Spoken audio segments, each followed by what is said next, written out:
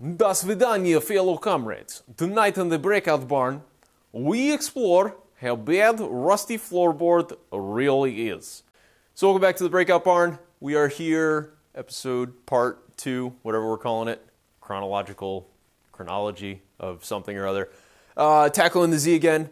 Tonight we are going to be ripping out the seats and the carpet, or what's left of it, and taking a look at really what we need to. I did manage to make it out to local steel yard today. I grabbed some 14 gauge-ish, maybe 14, 16 gauge, something like that, sheet metal so we can form up some new floor pans here. Did a lot of exploring, and I think that I'm actually better off making them out of raw steel. The ones that are available for resale, the pre-stamped ones, they seem to be a little bit short, and I had concerns about the condition of the sidewalls on the wells along with the back. So I figured if I'm going to have to make some additional components, I might as well make them from scratch.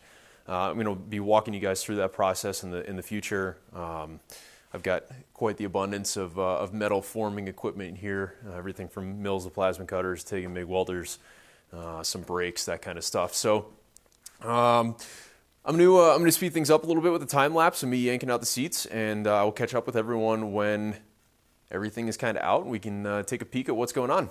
So, catch you suckers on the flip side.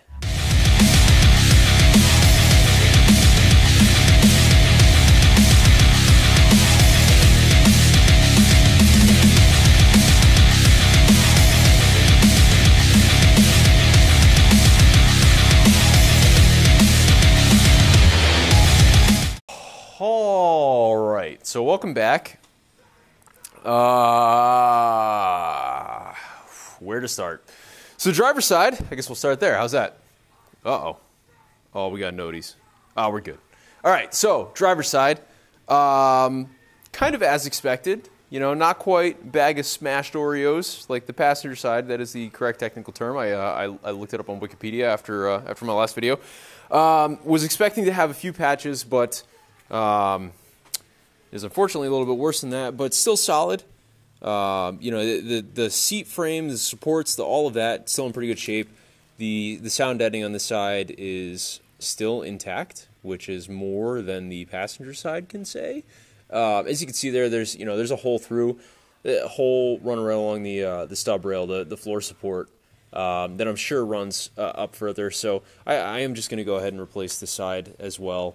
You know, probably from this back hump here. Let's see if I can get my finger in here. Do some pointing. So from like this hump, this is all really solid.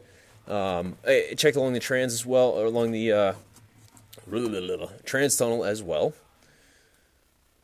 Oh my God, I got fingers out of there. Jesus, I'm gonna cut that one. All right, checked along the trans tunnel as well.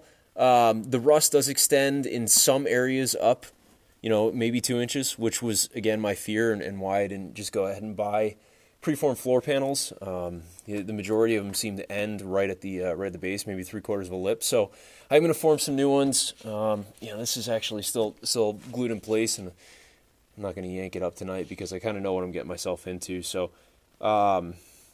anyways, you know, it's solid. I'm 185-ish pounds, and I stood on it, no issues. Sat in the driver's seat, no issues.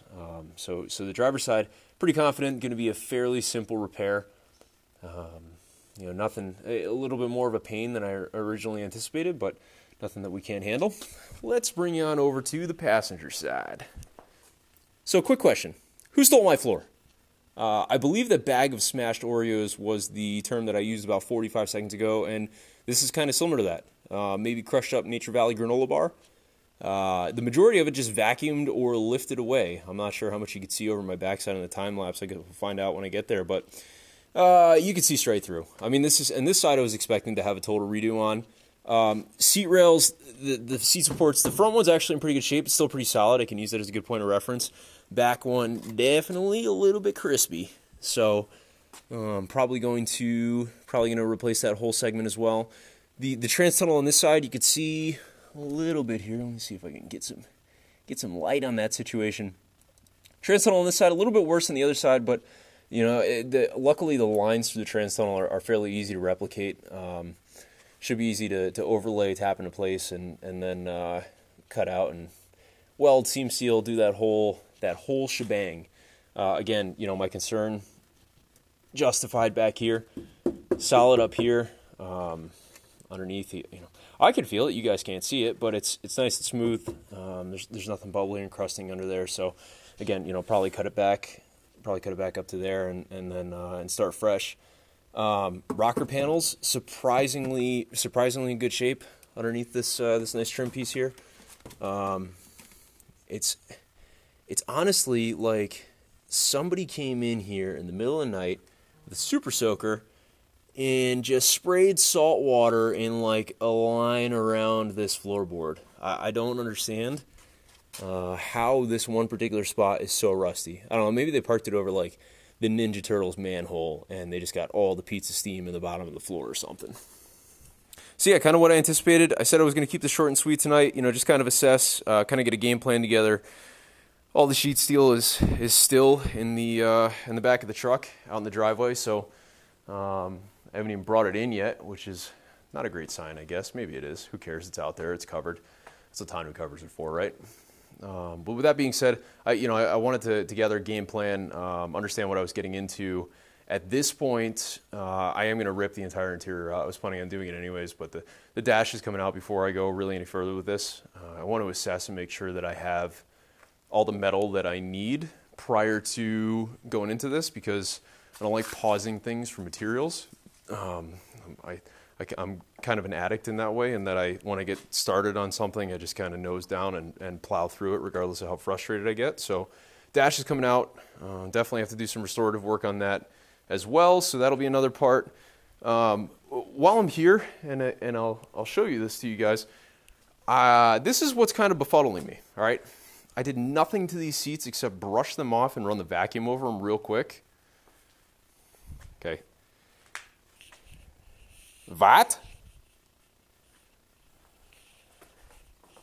I mean, just really, like, what? They're in phenomenal shape.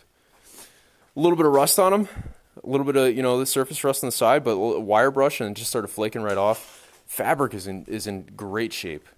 Passenger side has a couple little pulls here. It's like the fabric's just going the wrong way. It's not even like it's ripped or anything. Passenger side definitely needs a bit more of a what's the appropriate term? Douching than the driver's side did. But I mean, they don't smell. They're in great shape. There's no evidence of mold or mildew. The bottoms of the seats are fine. The springs are the support springs underneath are all in good shape. They're not rusty. I don't understand what happened to these floorboards. I feel like the floorboard troll just came by and pissed on my parade every day. And then here's where we are today. So that being said, I guess until next time, enjoy your maybe possibly state-mandated quarantines, depending on where you live. Stay away from people, please, so that this shit doesn't get any worse. And enjoy your coronacation. Reporting live from CCCT, Connecticut, Comrade Kartoshka, out.